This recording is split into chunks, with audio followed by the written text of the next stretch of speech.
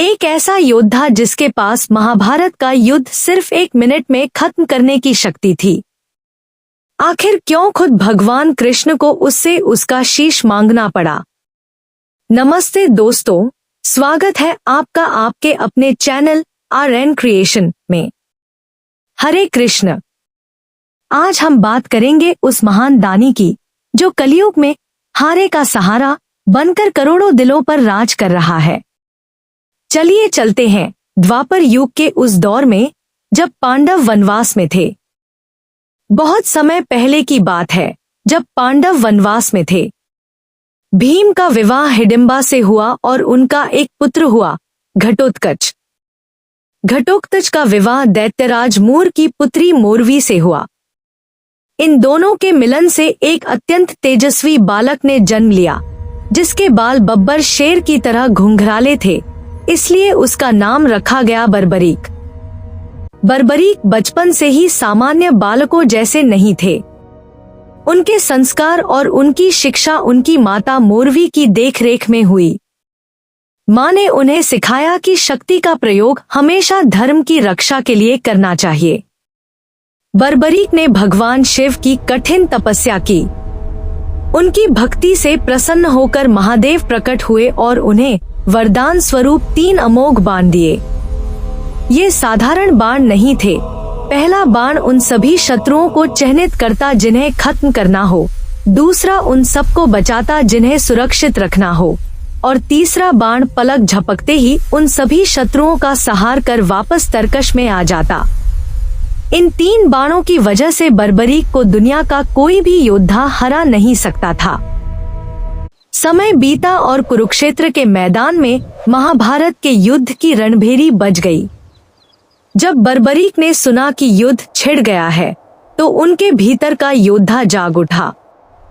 वे अपनी माता के पास गए और युद्ध में जाने की आज्ञा मांगी।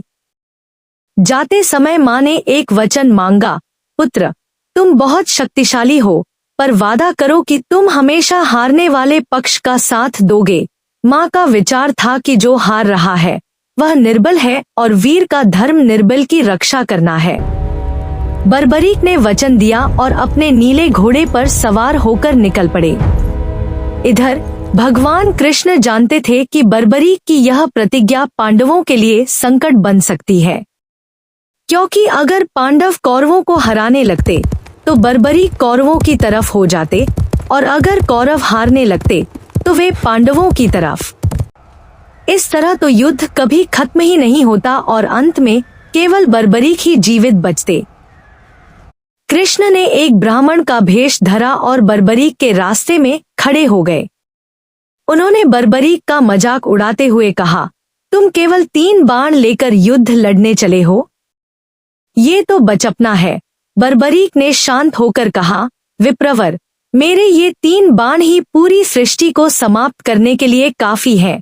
उनकी परीक्षा लेने के लिए कृष्ण ने कहा, अच्छा, तो इस पीपल के पेड़ के हर पत्ते को एक ही बाण से छेद कर दिखाओ।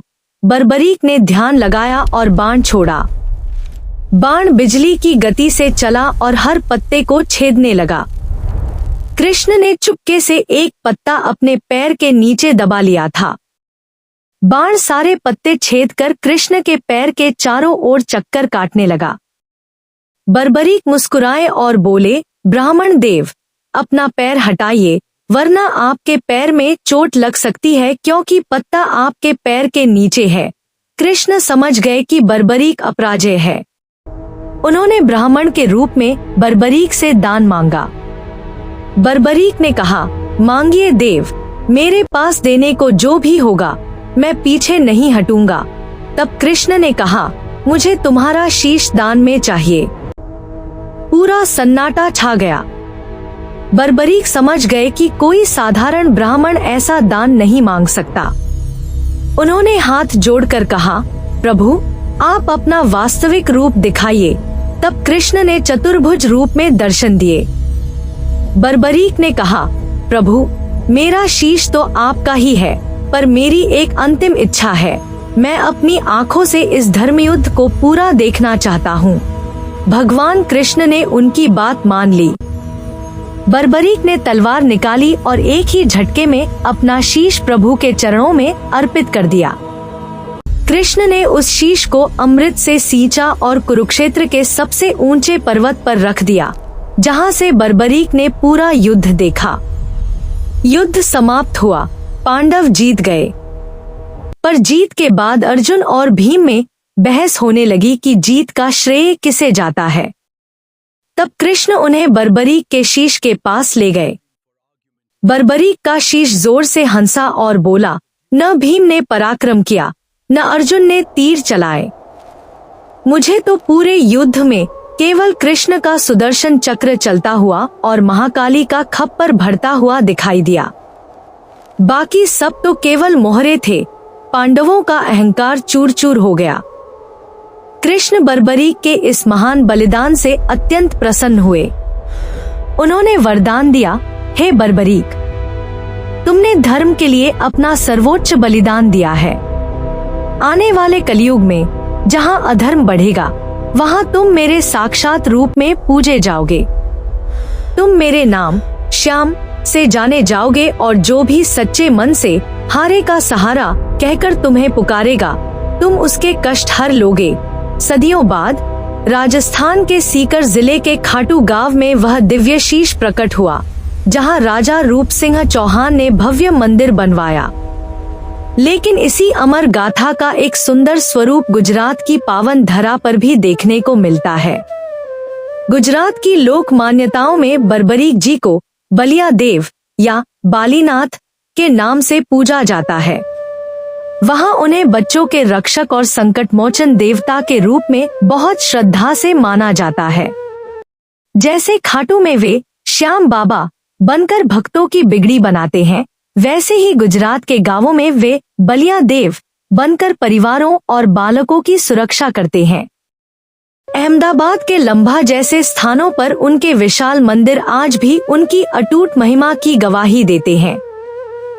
गुजरात में जिन्हें बलिया देव कहा जाता है, वहीं उत्तर भारत के उत्तर प्रदेश और मध्य प्रदेश जैसे राज्यों में तेसु राजा के नाम से घर घर पूजे जाते हैं। उत्तर भारत में पितृपक्ष से लेकर दशहरे तक तेसु की एक बहुत पुरानी लोक परंपरा चलती है। यहाँ के गांवों और कस्बों में बच्चे मिट्टी और लकड़ियों से बनी एक विशेष आकृति, जिसे तेसु राजा कहा जाता है, उसे लेकर घर घर जाते हैं। मान्यता है कि जब भगवान कृष्ण ने बर्बरीक का शीश मांगा, तो उनके उसी अमर शीश के सम्मान में यह उत्सव शुरू हुआ। तेसु की इस मूर्ति में 3 लकड़ियों के स्टैंड पर एक शीश बनाया जाता है, जिसके पेट के हिस्से में एक दीपक जलाया जाता है। यह जलता हुआ दीपक बर्बरीक की उस अमर ज्योति और उनके ज्ञान का प्रतीक है, जिससे उन्होंने पूरा महाभारत का युद्ध ऊंची पहाड़ी पर बैठकर देखा था। शाम के समय बच्चे टोलियां बनाकर निकलते हैं और तेसु राजा के लोकगीत गाते हैं। लोग उन्हें अनाज, फल या दक्षिणा भेंट करते हैं। यह केवल एक खेल नहीं, बल्कि उस महान दानवीर योद्धा के प्रति कृतज्ञता प्रकट करने का एक तरीका है, जिन्होंने धर्म की जीत के लिए अपना सर्वस्व दान कर दिया। आज भी जब हम तेसु राजा के गीत सुनते हैं, तो हमें बर्बरीक के उस महान बलिदान की याद आती है, जिसे स्वयं भगवान कृष्ण ने अमर कर दिया था। हारे का सहारा है बाबा श्याम। अगर आप भी बाबा के भक्त हैं, तो कमेंट्स में जय श्री श्याम लिखें और हमारे चैनल RN क्रिएशन परिवार का हिस्सा बनने के लिए सब्सक्राइब करें।